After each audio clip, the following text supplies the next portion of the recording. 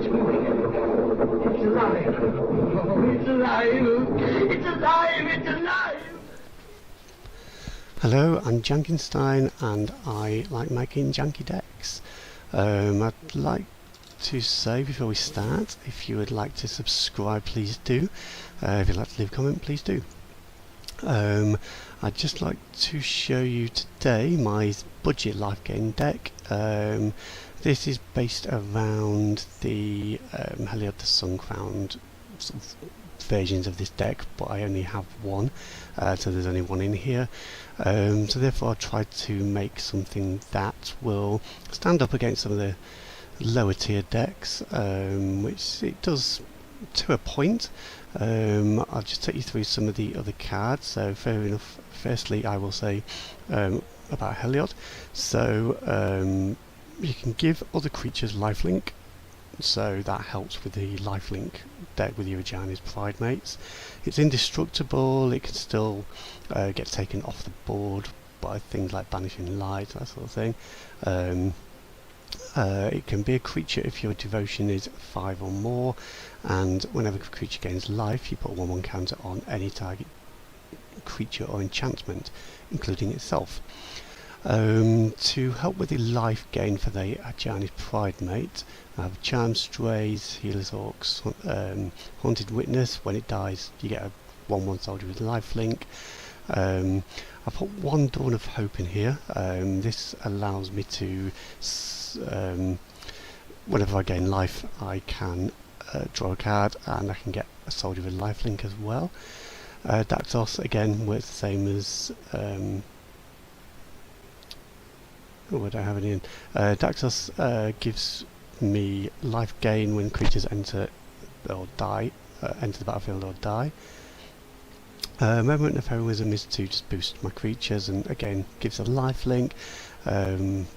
Pacifism and Banishing Light, they're there to try to stall my opponent, stop them from getting too many creatures on the table.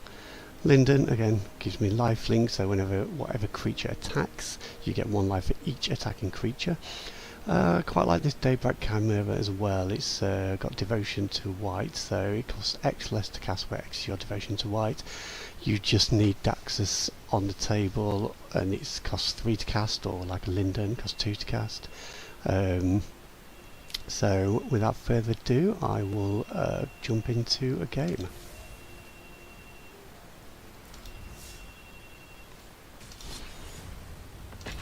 I'll just take it into the play function at the moment just to see,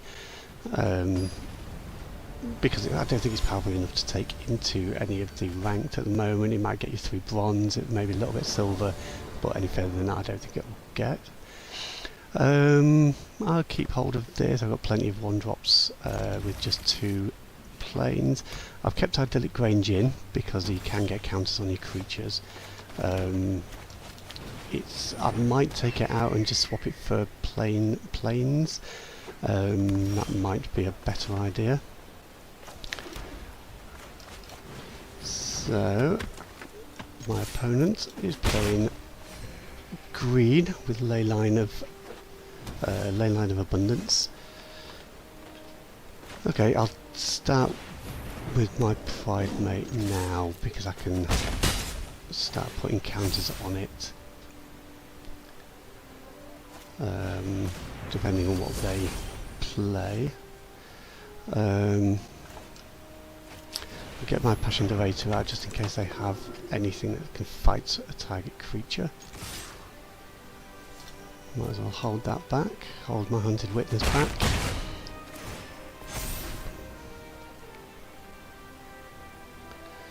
The thing with mono green is they can get quite big quite quickly, so if they've got some powerful creatures in there that could cause me problems. I've got a Pacifism though, so I can maybe store one of those. And this is not brilliant for me to see. Be wary of the ground you walk on. Okay, so I think my best bet here will be to pacify the forest, and then attack all Nissa with everything. There we go, so I get my 1/1 creature there.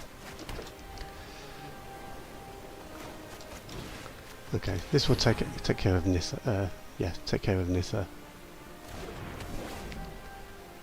Also, get me some lifelink with Healer's Hawk and the soldier token.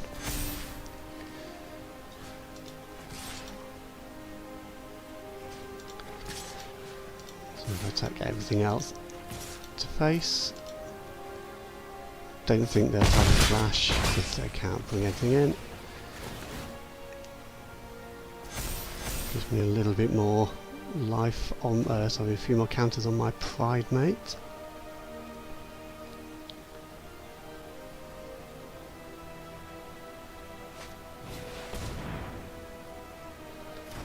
Okay, so that is a big spider, fairly big spider, and if I cast an instant or sorcery, then it creates a spider.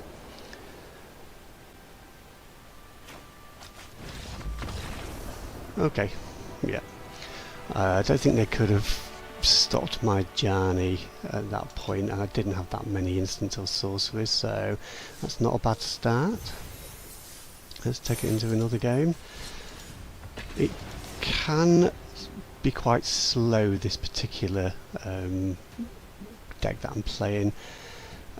The problem it can get is you keep drawing your low cost creatures, and the board state just remains sort of static until one person sort of gets one of the card that they need. It doesn't happen too much. That's an interesting name. I don't know if yeah.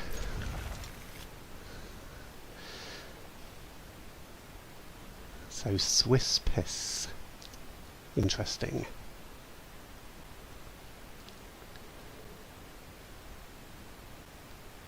It's quite nice card sleeves. I don't recognise those ones, but they're quite nice.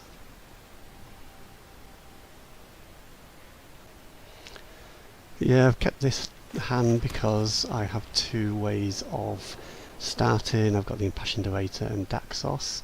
I'll probably go with the Impassioned Orator first, just in case they have any sort of kill spells or bounce spells or anything like that. It makes them waste it on the Orator rather than Daxos.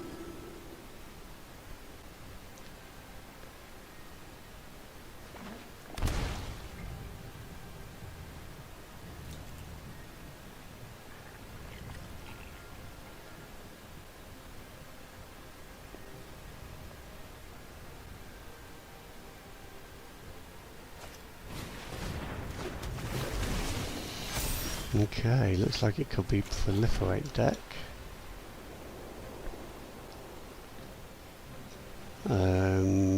Cost 5 to Proliferate.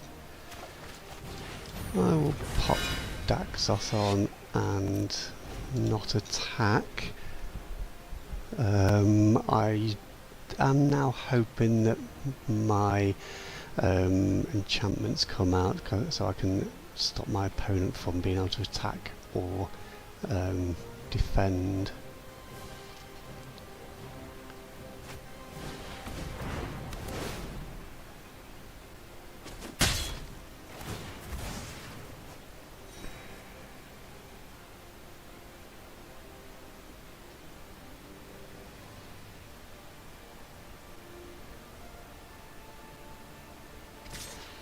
So my next card, that's given me a little pause of thought. I can get my Pride Mate out now, it becomes a 3/3. But if they have another one of those fight target creature, I think I'll do that anyway. That hopefully will mean my Giant Pride Mate it's too big for them to fight. Unless they have a +1/+1 maybe, and fight target creature.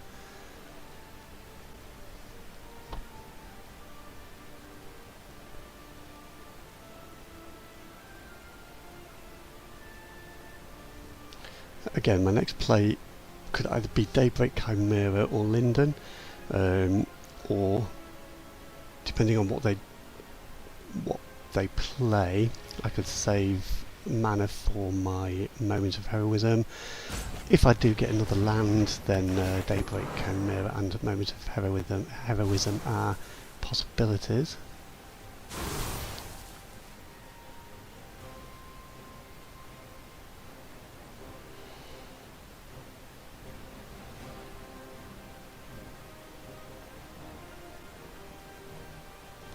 So Polymorph Druid is one that allows you to add 1/1 counter or proliferate, which...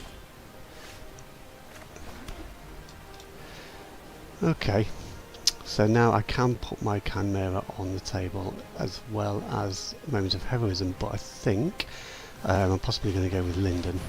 This means I can attack with both of my creatures, put in 2 more counters on Ajani.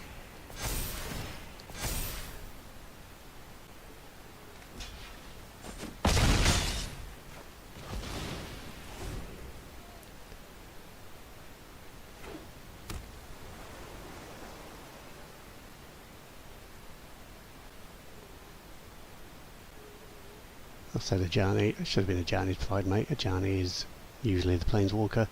Don't have any of the Ajani Planeswalkers in here at the moment because I don't actually own any. This deck I do have in my other account, and it's similar, but it's a much more much quicker, much more powerful. It's got Ajani's in there. It's got 3 Heliods, so it does kick off quite quickly and a lot better. Still not a top tier deck, but you know, fun to play. Again, I do like the life gain. I had a really nice Angel life gain deck at one point, so I could here play Unbreakable Formation. It gets +1/+1 counter on everything, and they gain vigilance until the end of turn. Or I'll play my Chimera, grow my Pride Mate again. Then I can attack with my Pride Mate and Linden. I will save my Daxos, and then I can always Moment of Heroism if he decides to block the Linden with his Merfolk Skydiver.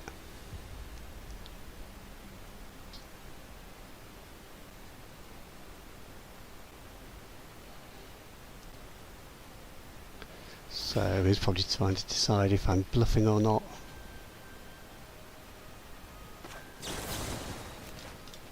Which I am not.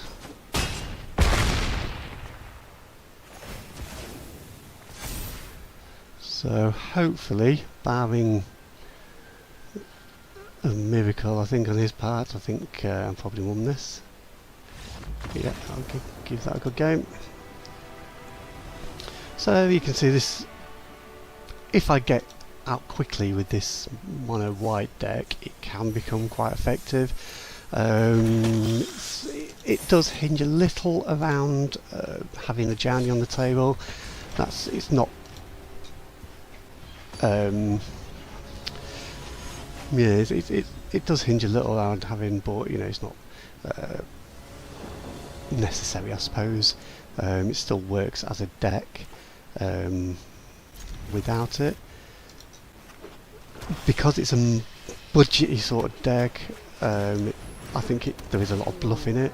It might be that people think I've got more Pride Mates, I've got more Heliods to boost my deck, my board presence. So yeah, they may hold back some sort of key spells maybe if they don't want to get rid of my Pride Mate, but so far I've come across decks that don't really utilise that, I don't think. I will go with my Pride Mate.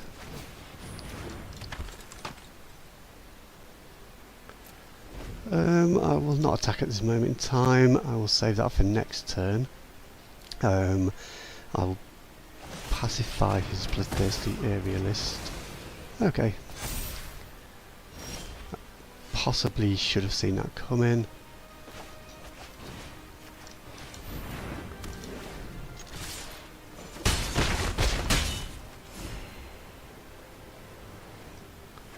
But hindsight is a wonderful thing.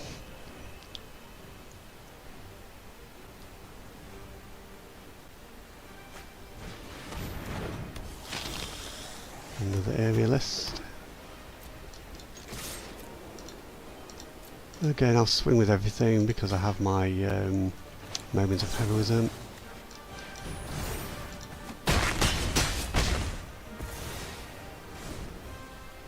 I don't want him to be able to, I don't want my opponent to build the bloodthirsty area lists because that can be devastating.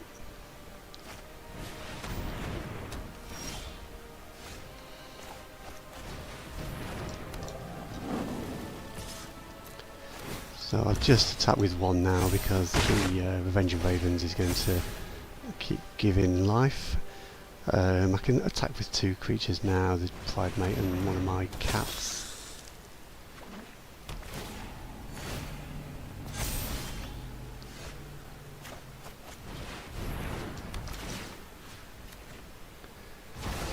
Vanishing Light comes in very handy there, that's quite a nice card to get.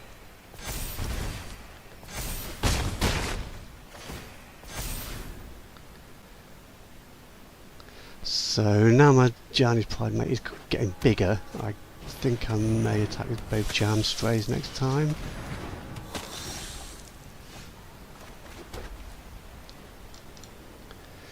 So if I attack with that, okay, so I'll give all my creatures +1/+1, and then I can attack with everything. I think that will do plenty of damage to them and to me, but hopefully it will get rid of some of their, get rid of two of their cards.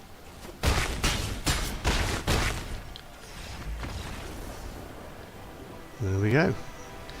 So yeah, even with Revenge of Ravens, this deck is fairly good. I will leave it there. Thank you for watching. Hopefully you enjoyed that.